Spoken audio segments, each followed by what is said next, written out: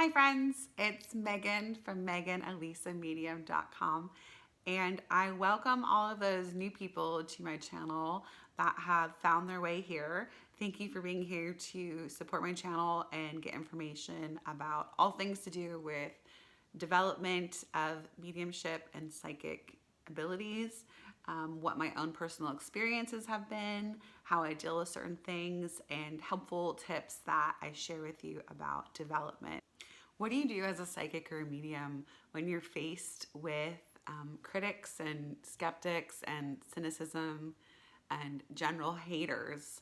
I think it's good to have an idea of how you're going to face that, what your plan is to how you would address it, what how you want to work with that sort of thing, because we can't escape it. It's part of our society at this point. There are going to always be skeptics and people that don't believe, even though after generation after generation, with things like the Society for Psychical Research, or the SPR, who has done extensive research on different mediums throughout this time period since they were established in 1882. We have to keep doing this over and over again, apparently. For anyone that's interested to look up the SPR, there is a lot of research there that you can find out about the kinds of experiments that they did and still do, I believe. As there was also a group called the Skull Experiment, and that's SCOLE experiment. And these were controlled physical mediumship sessions from 1993 until 1998. There were doctors and scientists that sat in on all of these sessions, and they were all documented and researched as well. So there is a lot of evidence. There's a lot of evidence to support that they don't know how these phenomenons are coming about. They are not disproven. I know that for me, the evidence part of my work, with any sort of psychic information that comes forward or mediumship information that comes forward from a spirit person, to me it's really important that there is evidence that comes forward with it, that it's not just a general statement that anyone can take, that it's something specific that the people that are sitting for me or my recipients for the reading will understand. So that comes in time with development for psychics and mediums that are doing this work. That's why it's really important to have development, to know what you're doing, and before you're really working with the public. Recently I was interviewed by Anthony Padilla on his YouTube station, where he spent a day with psychics. It was me and two other psychic mediums that were interviewed. And it was to promote the new movie Dr. Sleep. And it was a good experience. I took it really seriously to try my best to bring a good light, a positive light, to represent other psychics and mediums, not just myself. I really wanted to take the opportunity to educate people and to come across in a somewhat serious way, because I do take this work seriously. And his station's a little bit more lighthearted, which is good because it can reach, more people, I would say.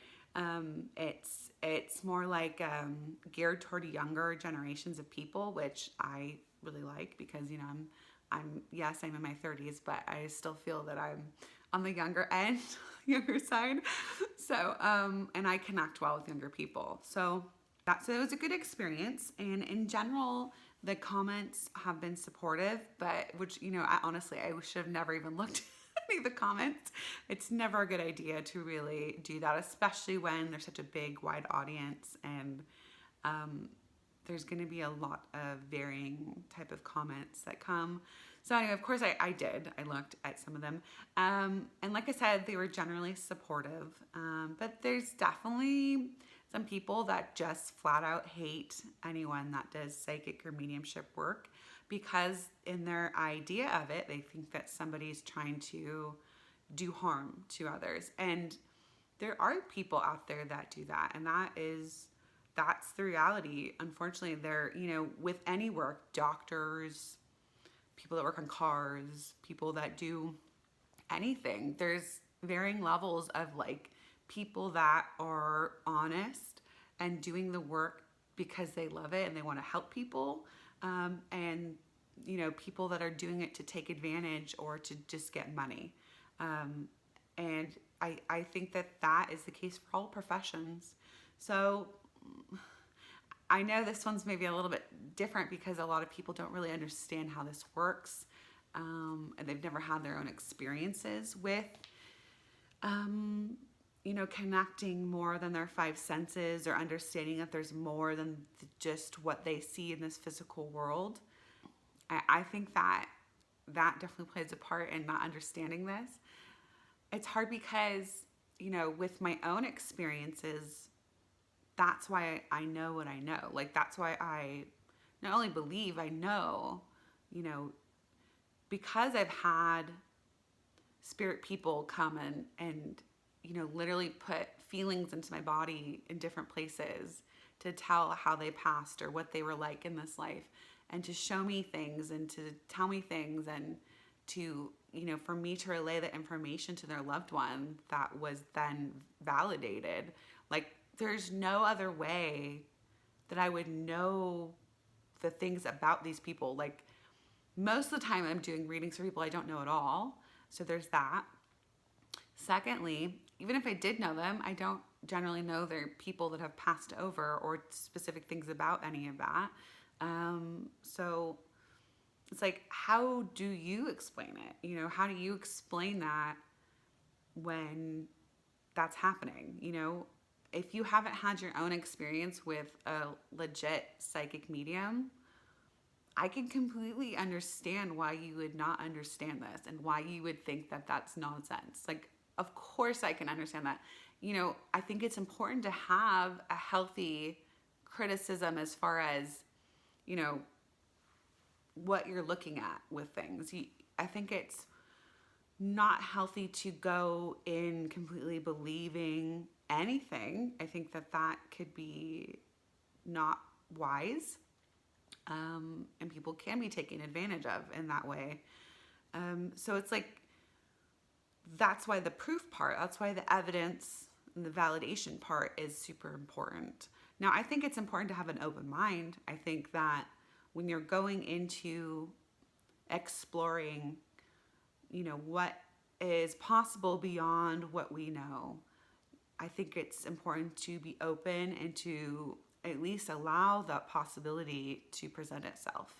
If we're not even doing that, then we're limiting, the knowledge that we can have, that we can be provided with by God, source, the universe, spirit people, the afterlife, all of that. Psychics and mediums throughout time have not exactly had it easy to go out in the world and try to provide people with information, and the knowledge that life is eternal.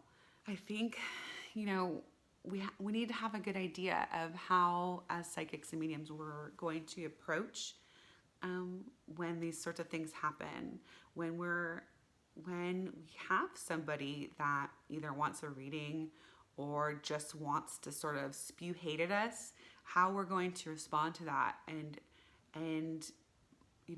what sort of effect we will allow, and what is it that is really our job. Our job is to provide the information, but beyond that, it's really the person's job to do with it what they want to do with it. If they're not going to believe still, then that's their choice.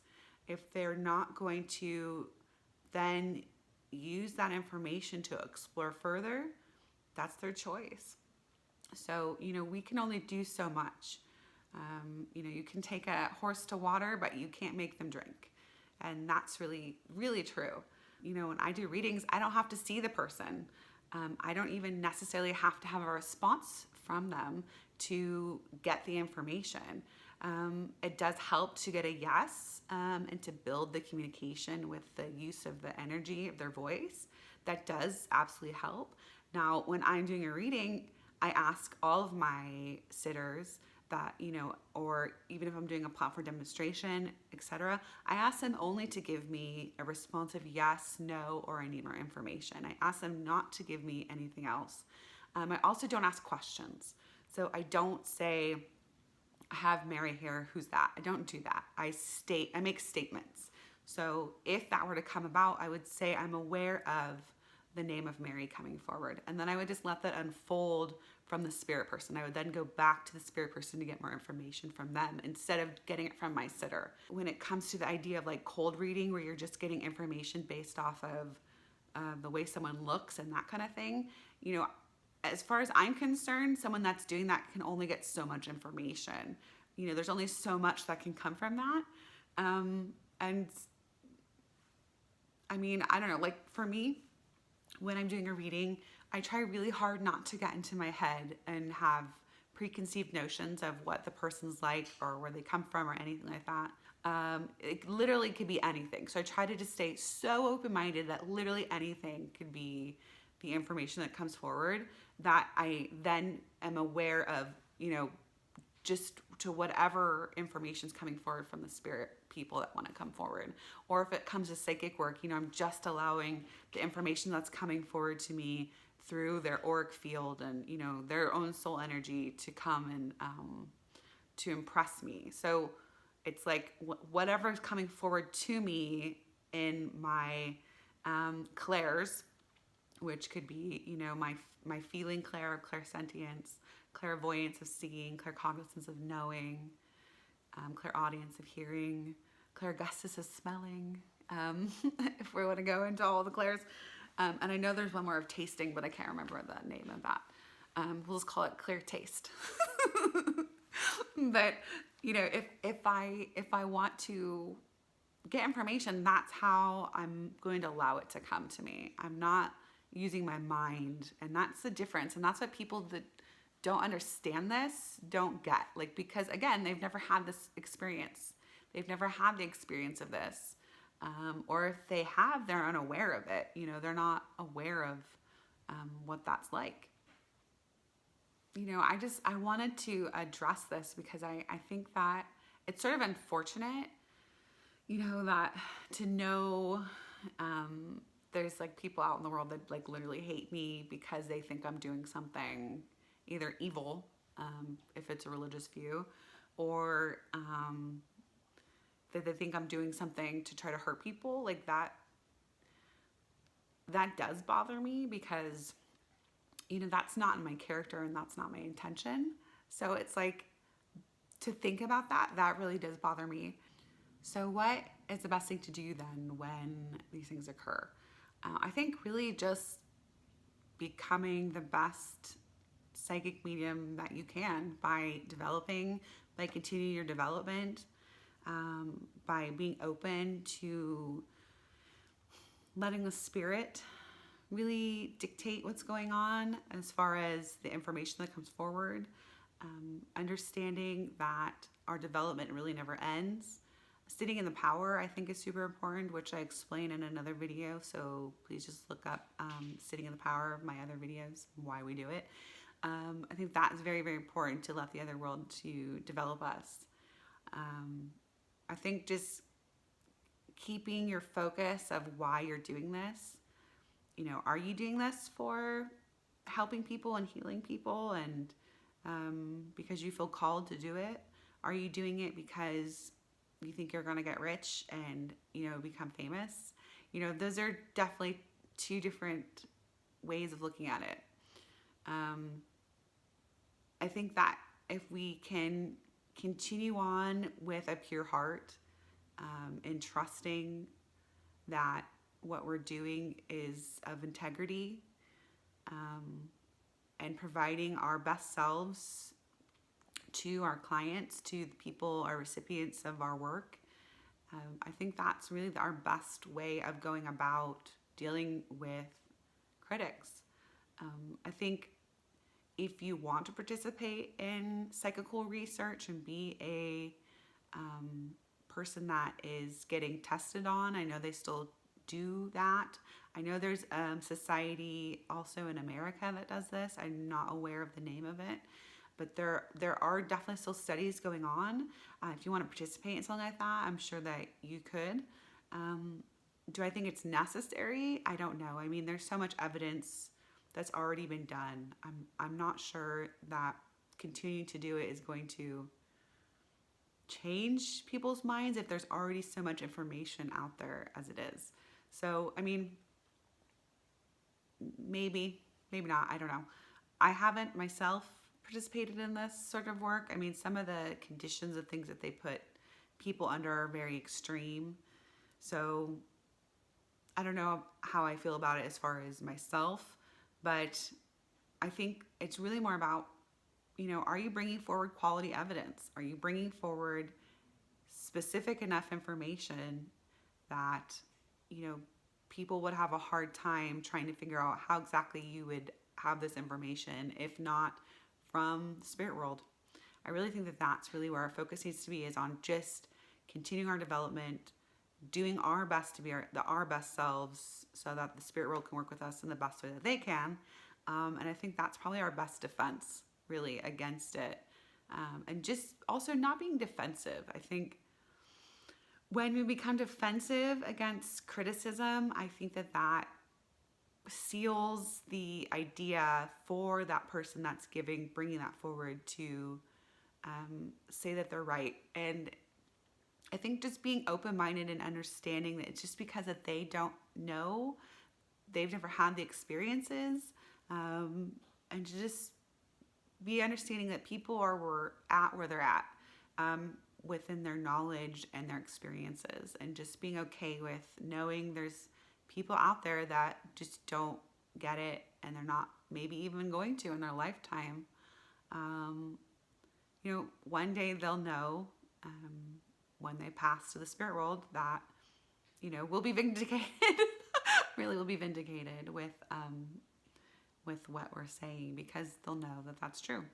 So until that happens, we can only just hope that we plant a seed within them with what we provide as far as evidence that comes forward, that they know that there's more to this world than what we just can see and touch and know. And science is continually discovering that we don't know everything. Quantum physics and all sorts of amazing things are coming forward to show us that there's much more to this universe and understanding it than what we previously thought. And I think that will continue to happen. So I think, ride with the tide. Be solid in yourself and what you know is your truth. That's my advice for it, really. Go turn back to the spirit world, and they'll help you. They'll help you through it. So that's it for today. As always, please like and subscribe to my channel. It helps to bring more people to view my videos and get more helpful information. If you want to share, like, and subscribe, that would be fantastic. And also, if you want to find me at megan@lisamedium.com, I do private sittings via Skype, so you can be anywhere in the world. I also do in-person readings, group readings, and platform demonstrations of mediumship. So until next time, I will see you guys soon. I hope you guys are having a wonderful holiday season, one that's restful, and hopefully one that brings you lots of love and happiness. I'll see you guys soon. Take care. Bye.